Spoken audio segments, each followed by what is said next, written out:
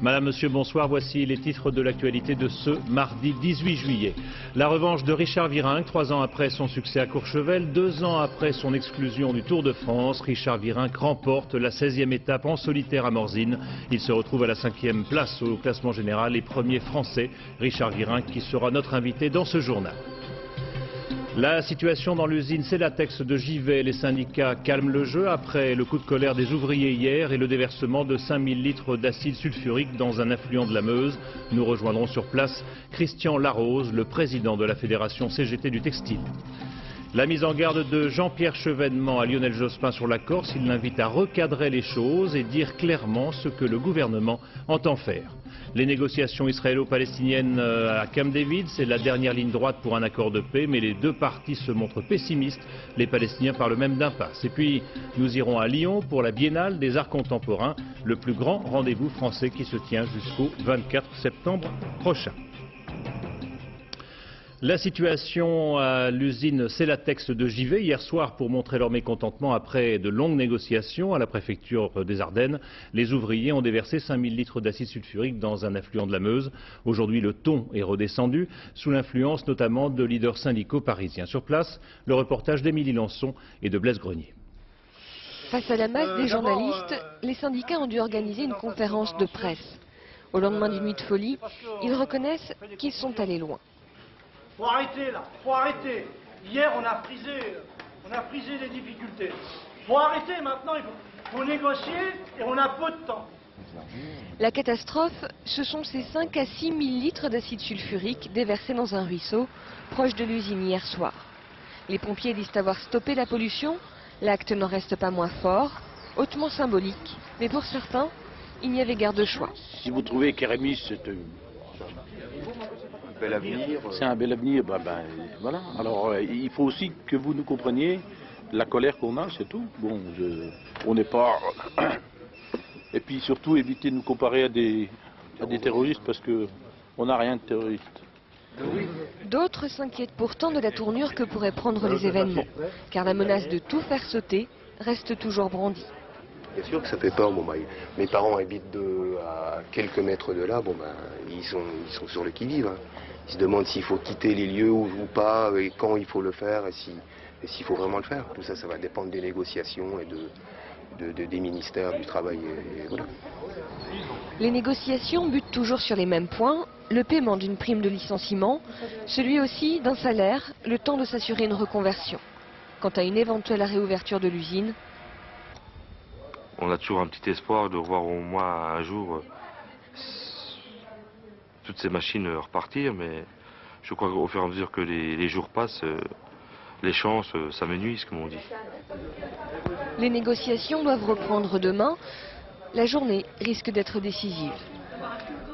Et avec nous en duplex de Givet, Christian Larose, qui est donc secrétaire général de la Fédération CGT du textile.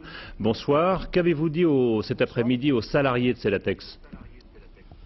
Je leur ai dit qu'il fallait préparer la négociation de demain soir, que c'était un moment important et qu'il fallait préciser nos revendications et axer surtout sur les points les plus forts, c'est-à-dire le problème des reclassements et le maintien du salaire, le problème de la prime de licenciement et le problème des congés de conversion qui doivent être plus longs.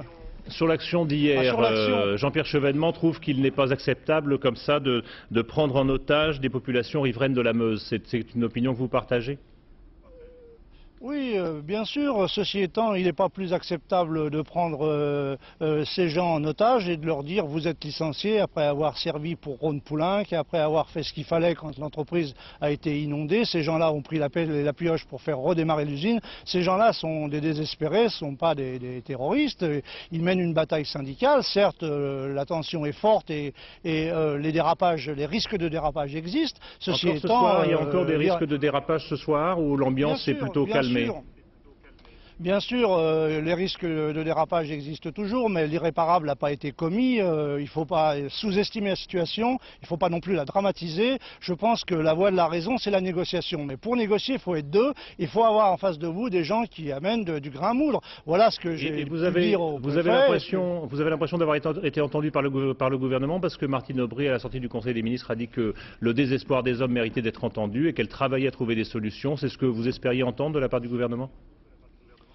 Tout à fait. Je sais que Martine Aubry a pris le dossier en main et c'est ce que j'espérais entendre du gouvernement. Et surtout, je souhaite que concrètement, ça se précise maintenant demain soir dans la négociation et qu'on n'en reste pas seulement au discours sympathique, mais qu'on précise ça dans un protocole d'accord et qu'on débouche enfin sur une fin de conflit par le haut où tout le monde aura à y gagner. Les gens doivent être considérés correctement et partir dans des bonnes conditions. Et je crois qu'il faut un plan social qui soit un plan social acceptable et digne, et de ce point de vue-là, je crois qu'un gouvernement de gauche doit se comporter dignement dans une situation aussi grave. Merci beaucoup Christian Larose d'avoir répondu à nos questions, et puis donc la réunion de demain s'annonce effectivement très importante.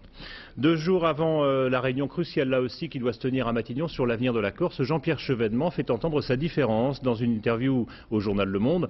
Le ministre de l'Intérieur en appelle à Lionel Jospin, son ami. Il sait, dit-il, jusqu'où je ne peux pas aller. Alors il est temps de recadrer les choses, faisant référence notamment au fameux pouvoir législatif que les élus corses veulent se voir déléguer. Carole Comon et Pascal Caron. C'est une vieille habitude, Jean-Pierre Chevènement ne mâche pas ses mots. Cette fois, c'est dans une interview au journal Le Monde que le ministre de l'Intérieur a décidé de s'exprimer haut et fort sur le dossier corse. La majorité des élus de l'Assemblée territoriale de l'île réclament maintenant un pouvoir législatif hors de question pour Jean-Pierre Chevènement, qui en appelle désormais au Premier ministre. Je crois qu'il est très facile de reprendre en compte toutes les exigences des nationalistes. Mais je pense que l'exercice ne consiste pas à offrir la Corse sur un plateau aux nationalistes. Depuis dimanche soir, le gouvernement a en main les dernières propositions formulées par les élus corses. Un pouvoir législatif, mais aussi la suppression des 2 départements au profit d'une seule collectivité. Un texte qui, pour la première fois, avait réuni une large majorité. Nous sommes pour une république moderne, respectueuse d'une démocratie locale de proximité, de la responsabilité locale. Et M. Chevènement a un esprit centralisateur, jacobin, qui correspond à un modèle qui n'est pas celui de la France de demain. Dans 2 jours, les élus corses retrouveront les représentants de l'État pour une nouvelle réunion à Matignon. Les déclarations de Jean-Pierre Chevènement risquent de compliquer un peu plus encore la tâche du gouvernement, d'où un certain embarras. Le gouvernement étudie actuellement le texte issu de l'Assemblée, enfin des élus de Corse. Et donc la réunion du 20 juillet sera une nouvelle étape dans le processus de discussion. Une nouvelle étape, mais pas encore une conclusion. D'autant que le dossier corse risque maintenant de provoquer quelques turbulences au sein même du gouvernement. Et pendant ce temps-là, le Parti communiste lance sa campagne en faveur de l'abstention au référendum sur le quinquennat. C'est la solution choisie par 65% des militants du PC, un scrutin interne marqué justement par une très forte abstention. Et puis sachez que le Conseil des ministres a adopté ce matin le projet de réforme des tribunaux de commerce, un projet qui marque l'arrivée de magistrats professionnels dans cette juridiction consulaire. Le retour au pays de Renate Wallert, l'otage allemande retenue 12 semaines sur l'île de Jolo. Son état de santé est jugé étonnamment bon par les médecins qui l'ont examiné. Paris espère que cette libération n'est que le signe avant-coureur d'une libération générale de tous les otages, alors que sur place, le négociateur officiel espère obtenir rapidement l'élargissement d'autres femmes retenues par les musulmans philippins. Claude Sampère et Didier Dahan. Libre après 85 jours de détention. Soutenue par son fils aîné, Renate Wallert descend tout doucement ce matin vers 6 h la passerelle de l'avion qui vient de la ramener des Philippines. À son arrivée, aucune déclaration à la presse. Renate Wallert rentre seule. Sur l'île de Jolo, son mari et son 2e fils sont toujours retenus en otage avec 36 autres personnes. Très vite, elle quitte l'aéroport de Francfort, direction Göttingen, sa ville natale. Là, elle est immédiatement conduite à l'hôpital pour subir toute une série d'examens médicaux. À ses côtés, toujours son fils et quelques amis. Quelques heures plus tard, les médecins déclareront qu'ils l'ont trouvé dans une forme étonnante. Devant son domicile, plusieurs dizaines de journalistes l'attendent. Le quartier est envahi par les véhicules de presse et quelques voisins viennent dire leur joie et leur soulagement. Cette femme a beaucoup souffert. Nous avons en mémoire les images d'elle là-bas. Cela devait être très difficile. Je suis très heureux qu'elle soit libre. On souhaite maintenant que son mari et son fils soient eux aussi libérés. À l'heure actuelle, on ne connaît pas avec précision les conditions qui ont permis la libération de Renate Wallert. Une rançon a-t-elle été versée? À cette question, le chancelier Gerhard Schröder a tout simplement répondu « Nous avons entrepris tout ce qui était faisable » et il a ajouté en substance « Nous ferons la même chose pour tous les autres otages ». Puis je vous rappelle que 38 personnes sont donc toujours retenues sur l'île de Jolo, dont nos camarades Maryse Burgot, Jean-Jacques Le Garec et Roland Madurat. À Camp David, le dernier round des négociations vient de s'engager entre Israéliens et Palestiniens, du moins si l'on s'en tient au programme prévu, puisque Bill Clinton doit bientôt s'envoler pour le sommet du G8 au Japon. Sur place, nous retrouvons Charles Anderlin, alors que les Palestiniens s'apprêteraient à quitter la table des négociations. Les prochaines 24 heures s'annoncent critiques et une fois de plus, les informations sont contradictoires. Hier soir à Washington, Jamil Tarifi, le ministre palestinien des Affaires civiles, prenait congé de sa famille installée aux États-Unis. Il repart aujourd'hui pour Ramallah après l'échec des négociations auxquelles il participait en parallèle à celles de Camp David. Toujours dans la soirée, Yasser Arafat a fait savoir qu'il envisageait de partir ce mardi pour le Caire afin d'y rencontrer Hosni Moubarak avant de revenir à Camp David dans une semaine. Pour l'instant, en tout cas, Arafat poursuit les négociations. Tôt ce matin, un grand journal israélien annonçait le départ aujourd'hui d'Ehud Barak et l'échec du sommet. Information contredite quelques heures plus tard, la presse israélienne faisait état de progrès, d'éléments d'accord même sur Jérusalem. En fait, pour les Américains, la date limite de la fin du sommet, ce sera demain à 16 h, heure française, le départ prévu de Bill Clinton pour le sommet du G8 au Japon.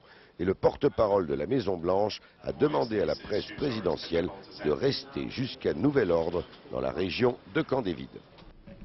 Alors Charles Anderlin, vous suivez ces négociations depuis maintenant 8 jours. Vous le disiez, les informations sont très contradictoires, mais peut-on parler ce soir d'impasse ?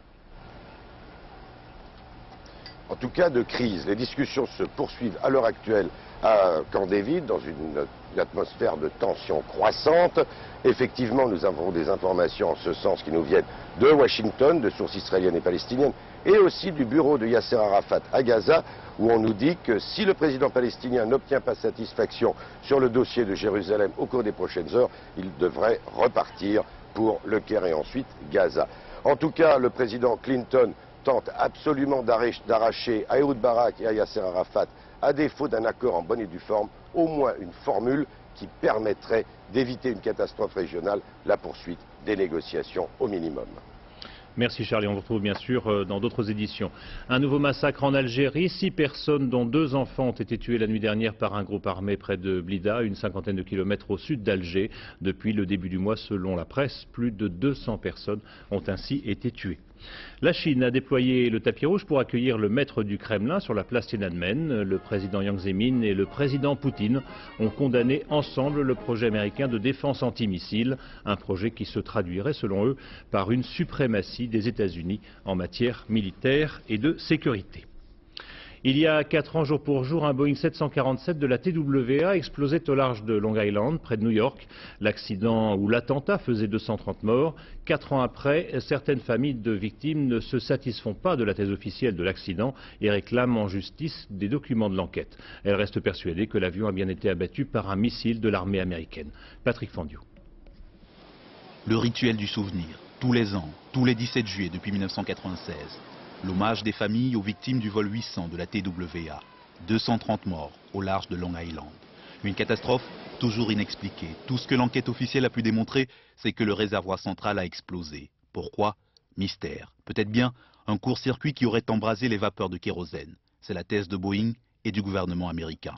Une thèse combattue par des enquêteurs indépendants. Ils accusent le FBI et la commission d'enquête d'avoir volontairement dissimulé des informations cruciales qui pourraient confirmer l'hypothèse du missile.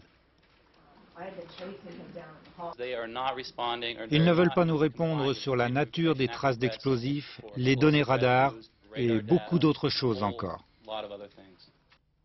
D'après de nouvelles analyses de données radar, un navire non identifié se trouvait à 5 km du lieu de l'explosion, dans une zone où l'armée américaine procède à des tirs d'obus et de missiles. D'ailleurs, une centaine de témoins affirment avoir vu ce soir-là une lueur monter dans le ciel, quelques secondes avant l'accident. Pour le FBI, ce n'était qu'une partie du fuselage déjà en feu. Mais pour les enquêteurs indépendants, c'était plutôt la trace d'un missile Stinger. Le missile a frappé toute la structure interne du fuselage, puis le réservoir central qui était vide. Et le réservoir, plusieurs secondes après, a explosé. Les autorités américaines semblent avoir été ébranlées par cette thèse. Pour la vérifier, plusieurs tirs de missiles Stinger ont eu lieu en mai dernier. On en saura plus lors de la publication des résultats définitifs de l'enquête dans un mois. Jacques Chirac a quitté Paris pour Tokyo, où il doit participer au sommet Europe-Japon avant l'ouverture mercredi du G8.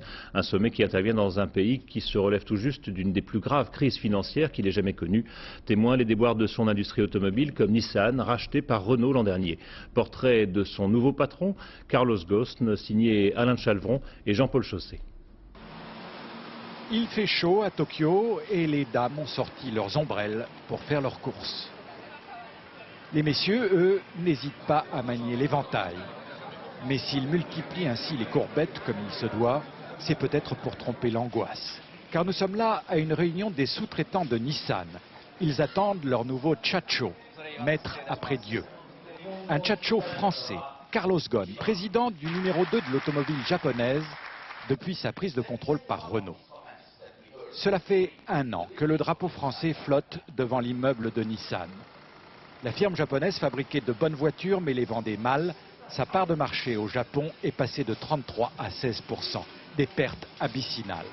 En mettant 30 milliards sur la table, Renault a remporté la mise et délégué ce nouveau Chacho venu de la lointaine petite France pour faire une révolution culturelle. On a touché à beaucoup de principes qui étaient considérés comme étant des principes de fond de la société japonaise, comme l'emploi à vie, comme la promotion à l'ancienneté. Et à partir du moment où vous prenez la peine de démontrer que ce que vous êtes en train de faire, ça n'est pas l'application de principe d'un modèle que vous avez en tête, mais plutôt des solutions apportées à des problèmes concrets.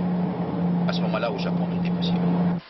Fermeture de 5 usines sur 30 au Japon, sans licenciement. Chasse drastique au gaspillage.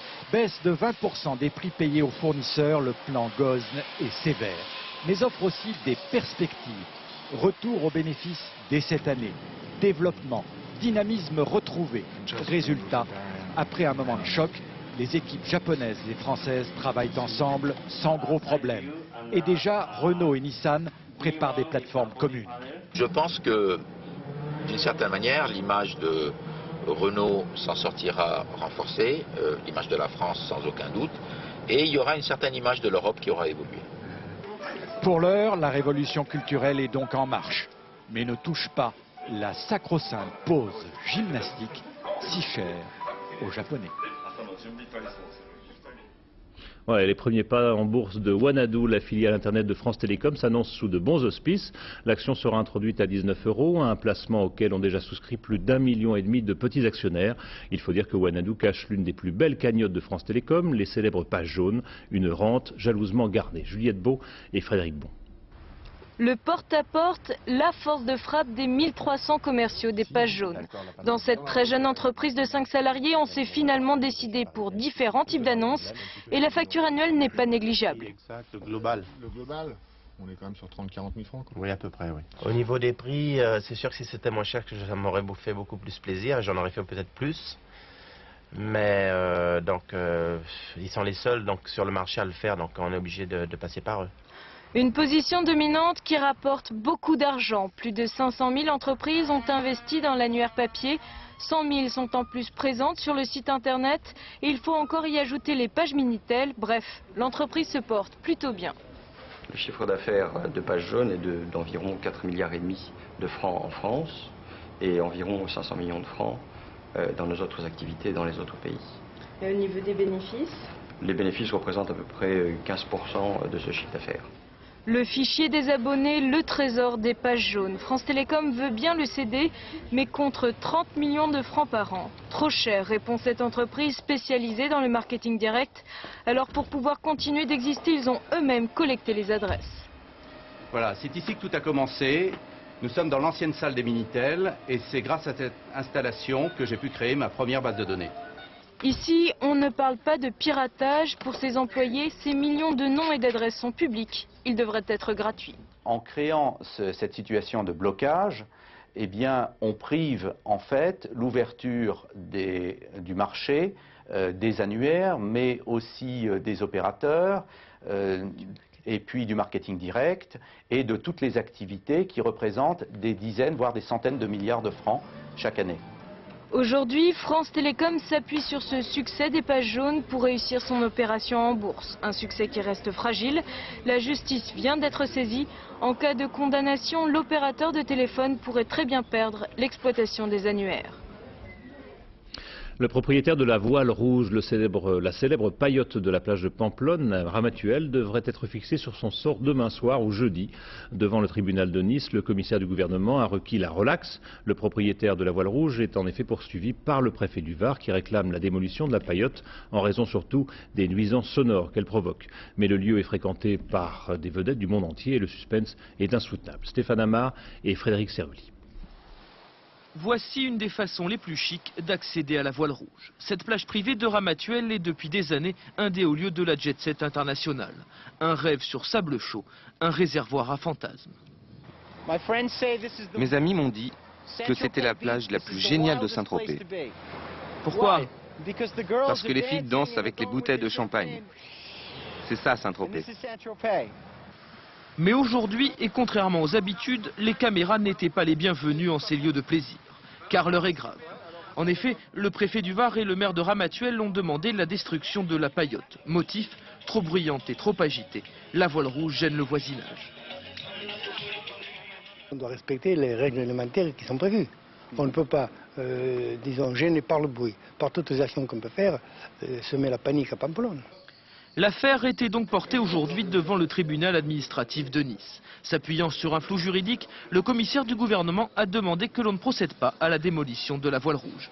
Un début de victoire pour le propriétaire d'une plage qui n'a jamais été aussi célèbre que depuis ses mésaventures administratives. Je pense que la justice des hommes nous permettra de faire la saison et c'est formidable. Reste qu'à Pamplonne, l'affaire de la Voile Rouge a ébranlé les autres plagistes. Chacun se dit que, faute de règles claires, les tracas du prestigieux confrère auraient pu tomber sur n'importe qui. Alors, depuis quelques mois, les rencontres avec l'administration se multiplient pour établir de nouvelles règles du jeu. Nous, ce qu'on veut, c'est être clair. On est clair en ce moment. On l'est. Mais ce qu'on veut, c'est être parfaitement clair avec tout le monde. Ramatuelle devrait donc retrouver une quiétude propice aux affaires. L'enjeu est de taille. Ici, les pagistes créent chaque année plus de 500 emplois. Le drame d'une famille d'Optevos près de Bourgoin-Jallieu dans l'Isère. 3 enfants de 2, 5 et 6 ans et demi sont morts asphyxiés dans la maison familiale. Leur mère qui luttait contre le feu a été sauvée par un voisin, mais les enfants qui s'étaient réfugiés à l'étage ont été asphyxiés par les fumées toxiques. Il semble que ce soit eux qui, en jouant, aient mis le feu à la maison. Le retour de la jeune Fatoumata en France, la lycéenne qui était retenue dans son pays, le Sénégal, depuis les vacances de Pâques, a pu rentrer à Paris pour la plus grande satisfaction de ses camarades de lycée qui s'étaient mobilisés pour obtenir son retour. Nabila Tabouri et Yann Moine. Les amis de Fatoumata étaient bien loin d'imaginer que les retrouvailles auraient lieu dans les salons feutrés d'un ministère.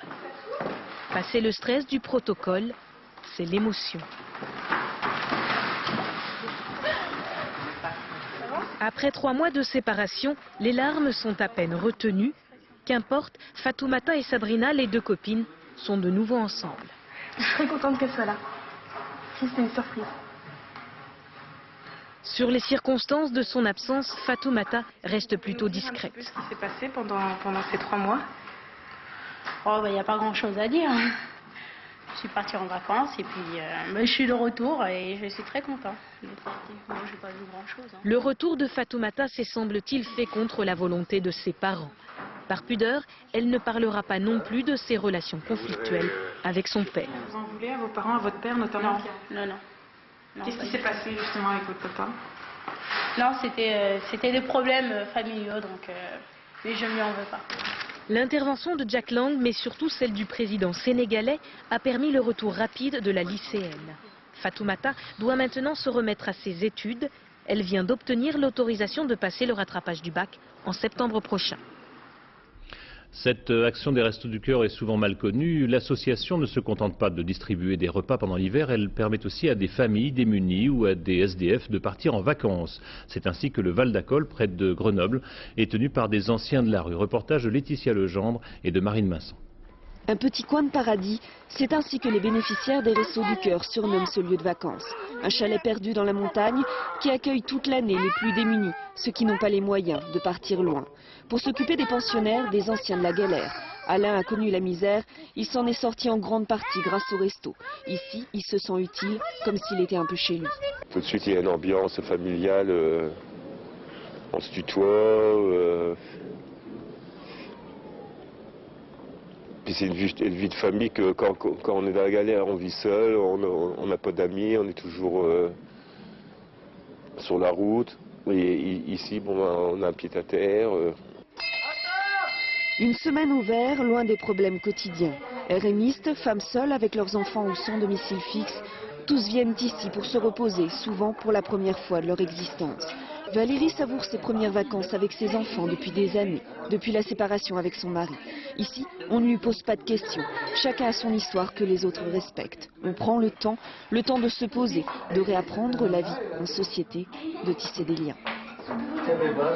Ça se passe bien parce que c'est la nature, parce qu'il n'y a plus de soucis, il n'y a plus rien, on ne pense plus à rien. Puis bon, c'est convivial, c'est familial, donc c'est différent. Pendant une semaine, Valérie et ses deux garçons vont donc découvrir les joies de la vie à la campagne. L'occasion de faire de nouvelles rencontres, d'emmagasiner de précieux souvenirs à raconter à ses amis à la prochaine rentrée. Ça permet aux enfants de dire qu'ils sont partis en vacances, qu'ils ont eu des vacances comme les autres copains et qu'ils ont fait des trucs avec leur maman comme les autres. Et ça pour eux c'est important. Hein. Ce chalet des restos, les pensionnaires lui ont donné un nom symbolique, le Val d'Acor, la vallée où dans la Bible, les miséreux se réfugient. Mais ici, la misère, on l'oublie. On retrouve pour quelques jours le plaisir de vivre simplement, comme tout le monde. Le Tour de France maintenant est cette magnifique 16e étape entre Courchevel et Morzine. Les attaques se sont multipliées, Pantani y a laissé les plumes qui restaient et c'est Richard Virin qui a remporté la mise. Le Varois n'avait pas gagné d'étape depuis 3 ans, il remonte ainsi à la 5e place au classement général. Christelle Bertrand et Bruno Libertou. Sur un nuage, comme au bon vieux temps, Richard Virin remporte en solitaire la dernière étape de montagne. Sur le Tour, il n'a pas touché du doigt la victoire depuis 97 à Courchevel. La dernière et la plus dure ascension de la journée fait la différence. Le col de Jouplane est d'abord foulé par Roberto Heras. Derrière lui, Ulrich Armstrong et Virenque sont lancés à sa poursuite. Le premier à faire la grimace est Lance Armstrong. Le maillot jaune connaît sa première défaillance, son premier revers aussi. L'Américain a faim, il n'aime pas la chaleur et se fait distancer. Sur les routes du Tour, Richard n'est jamais seul. Son public est là, patient, toujours en quête de souvenirs. Il m'a donné sa casquette, il me l'a signée, elle m'a été piquée. Oui, à Limoges. Partout, les fidèles attendent un exploit. Cette année, à force d'espérer, ils ont fini par voir juste. À mon avis, Richard Virenque va passer vers nous avec 1 minute d'avance. Et c'est lui qui va remporter l'étape ce soir. Voilà, c'est tout ce que je peux vous dire. Et c'est déjà pas mal. Virenque va faire beaucoup mieux que cela. Il va commencer par abandonner Ulrich. Le Varois, au courage, jette toutes ses forces dans les derniers kilomètres de l'ascension pour rattraper Roberto Heras. Les deux hommes vont faire cavalier seul jusqu'à la longue descente vers Morzine, jusqu'à la chute de l'Espagnol.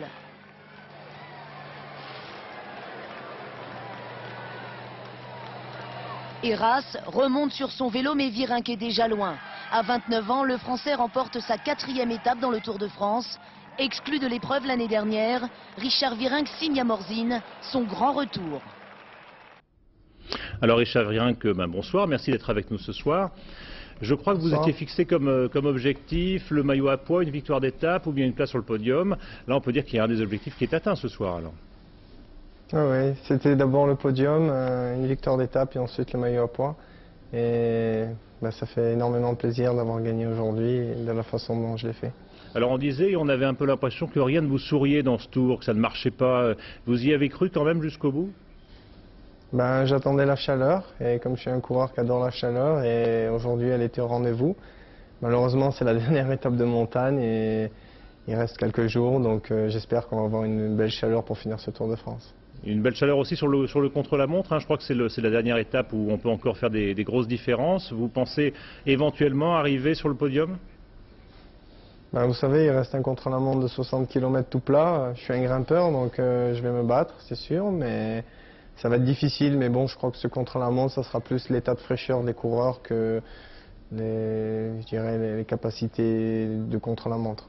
Alors après tout ce que vous avez traversé, hein, l'exclusion de votre équipe en 98, les affaires de dopage, donc j'imagine que cette victoire a un goût particulier. On a eu l'impression de le voir quand vous avez levé la main comme ça à l'arrivée, c'était un petit peu vengeur. Oh, ça remplit un homme heureux et ça remplit de joie. Et je suis le plus heureux du monde ce soir et c'est vraiment super, quoi. Et donc c'est magique. Mais au-delà de ça, vous regardez un petit peu ce qui s'est passé avec un regard particulier. Vous considérez effectivement que c'est une espèce de revanche, d'un pied de nez fait à tous vos adversaires et aux gens qui ont dit du mal de votre carrière et de votre talent jusqu'à présent? Vous savez, dans les moments difficiles, j'en ai eu beaucoup et je m'en suis servi cette année pour me rendre encore plus fort. Et je crois que je suis plus fort qu'avant mentalement. Et j'essaye de plus me mettre des bons moments que des mauvais moments. Donc s'il faut avoir le moral, il faut penser à des choses positives. Et je crois que j'étais très motivé et maintenant je m'en sers pour être encore plus fort que hier. Et aujourd'hui, c'est le bonheur absolu d'avoir pu faire ce que j'ai pu faire dans la dernière étape de montagne. Mais le seul dommage, c'est qu'on n'a pas eu plus chaud avant et que le tour, la montagne est déjà fini. Donc c'est une question de météo et Lance Armstrong n'aime pas du tout quand il fait chaud et on l'a vu, il a eu un problème de fringale je crois cet après-midi plus que de chaleur.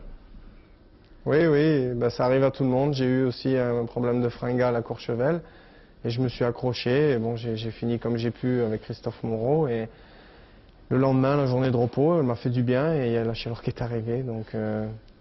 Vous avez choisi de dédier votre victoire à cet enfant qui s'est fait renverser sur la route du Tour vendredi? Oui, tout à fait. Je crois que sa famille, ça doit être très dur en ce moment. En plus, c'est un petit Varois et en étant dans le Var. Donc, c'est la première chose que j'ai dit. J'ai une petite pensée pour le petit Varois qui a décédé malheureusement sur le Tour. Il était sûrement là pour m'encourager et donc j'ai une pensée pour lui ce soir et pour toute sa famille et son entourage. Bon, merci beaucoup Richard Virenque, merci d'avoir été avec nous ce soir. On croise les doigts pour la suite, hein. On vous souhaite bien du bonheur dans le contre-la-montre et merci encore. Vous en parliez à l'instant au départ de l'étape à Courchevel, c'est l'ensemble des coureurs qui observaient une minute de silence à la mémoire de cet enfant de 12 ans dont les obsèques avaient lieu aujourd'hui. Jean-Marie Leblanc, le directeur du Tour de France, a décidé de renforcer les mesures de sécurité en limitant le nombre de voitures civeuses sur la route du Tour.